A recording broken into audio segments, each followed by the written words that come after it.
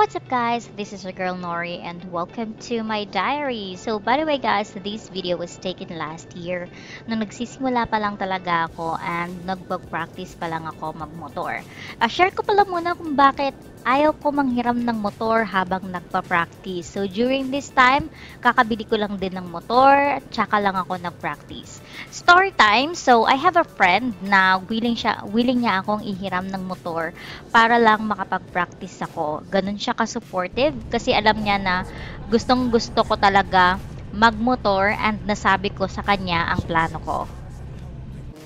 So what I did is kumuha muna ako ng motor bago ako nag-practice para naman hindi na ako manghiram ng motor sa iba. So yung ginagamit ko dito is yun na yung ginagamit ko magpasa hanggang ngayon and may mga gasgas na siya kasi nga natutumba ko and this time papakita ko sa inyo yung unang-unang semplang ko. Hindi ako proud but yan natutuwa ko and I can say na kahit paano marunong na akong lumiko ng maayos and meron na kaming bond ng Honda Beat version 3 ko.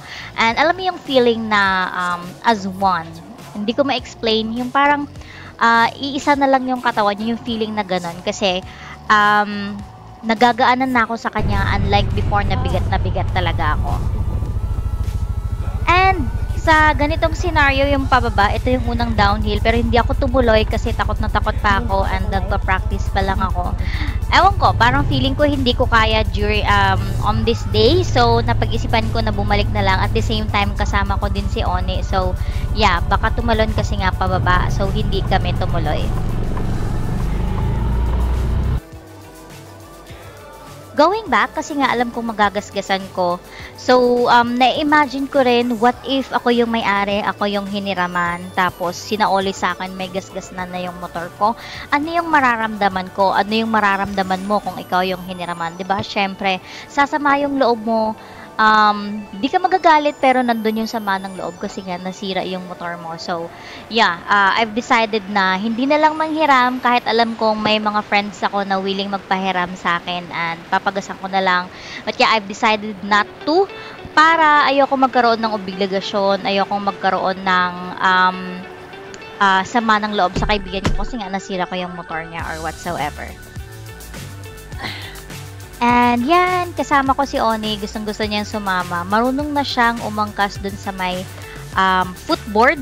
Yan, magaling na yan si Oni. And gustong-gusto niya. Alam niya pagpaalis na ako habang nagpa-practice, tumatalon na siya sa footboard.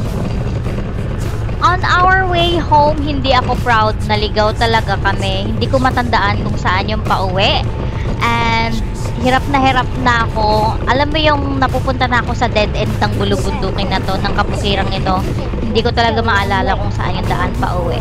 So, ayan, kanta-kanta muna habang nagda-drive.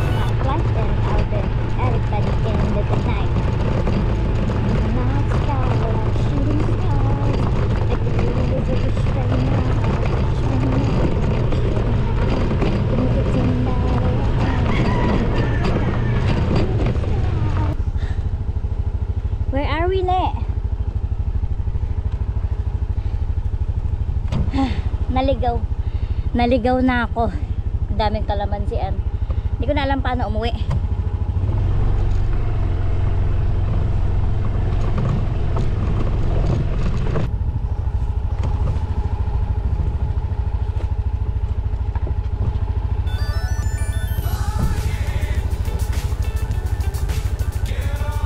Kung nasubaybayan nyo ang channel ko, alam nyo na sumemplang na ako and nagasgasan talaga yung motor ko nung sumemplang ako doon. Ipapakita ko yun soon. Ngayon hindi pa ako ready i-review yung footage pero nasilip ko na siya but then again hindi pa ako ready. So yun, sooner or later i-upload ko din yun. Pero hindi po yun yung unang semplang ko. Ito po yung unang semplang ko. Hindi naman siya malala but yeah, natumba ako, nagasgasan ng konti yung motor ko during this time.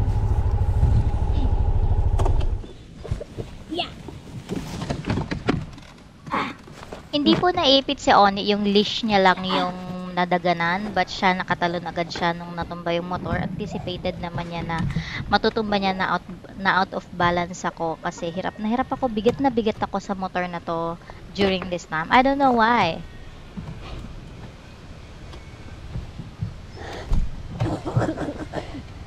Yeah.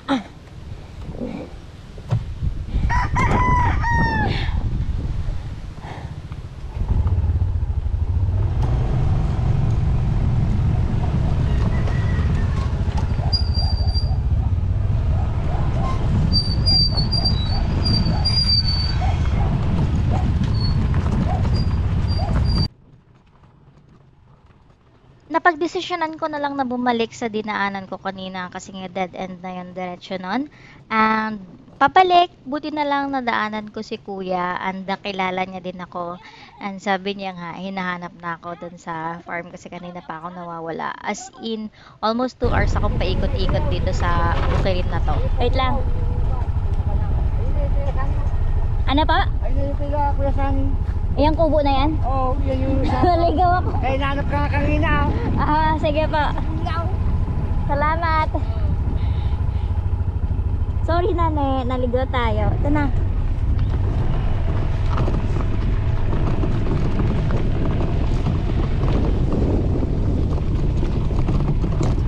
Buti na lang nakasalubong ko yung yung isa sa mga nag-work doon sa farm, kaya yun, nakakauwi na ako. Kakauwi na tayo, ne. Sorry na, ne.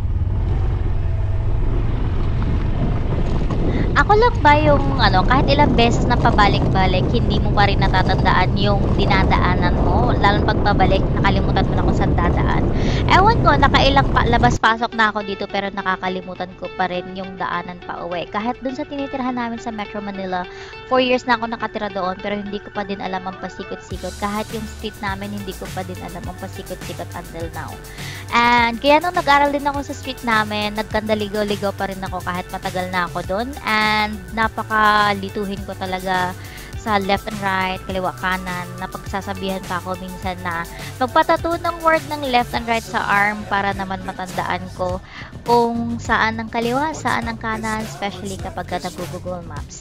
Anyway, so hanggang dito na lang muna ang aking video. Thank you so much sa panonood, and if you're new to my channel, please don't forget to hit the like button, subscribe, including the bell notification for you to get notified on my upcoming videos. Bye-bye! Get on board. We're sailing on top of the world.